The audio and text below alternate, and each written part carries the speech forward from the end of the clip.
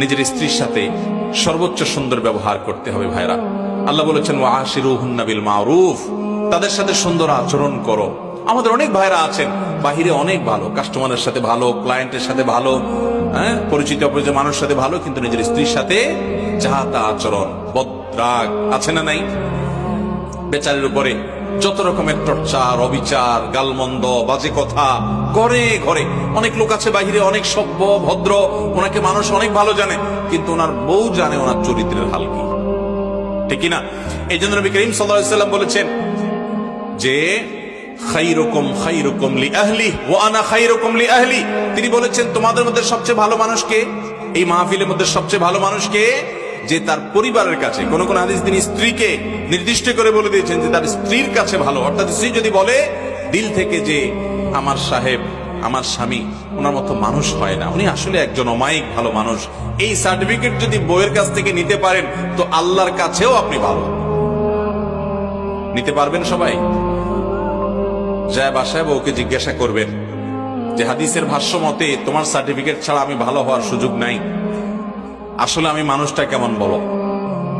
যদি বউ হেসে দেয় পিক করে, তাহলে বুঝবেন যে কাহিনী ভিন্ন। বুঝতে পেরেছেন? যদি হেসে দেয় তাহলে বুঝতে হবে আলামত ভালো না। অতএব স্ত্রীর কাছে ভালো হওয়ার জন্য নিজের আচরণটাকে সুন্দর করার চেষ্টা করতে হবে ইনশাআল্লাহ। অনেক মানুষ আছে এই জায়গা ধরা খেয়ে যাবে। নবী করিম সাল্লাল্লাহু আলাইহি ওয়াসাল্লাম বলেছেন কিন্তু ওয়া আনা খায়রুকুম লিআহলি, তোমাদের মধ্যে স্ত্রীর কাছে সবচেয়ে ভালো অমায়িক মানুষ তোমরা যে যতজন আছো, নবীজি বলেছেন আমি তোমাদের মধ্যে স্ত্রীর কাছে, পরিবারের কাছে সবচেয়ে ভালো। অতএব এই গুণটা অর্জন করার চেষ্টা করবেন তো ইনশাআল্লাহ। আজ থেকে বউয়ের সাথে কোনো খারাপ আচরণ করা যাবে, রাগারাগি করে বাজে কথা বলা যাবে ভাইরা আমার।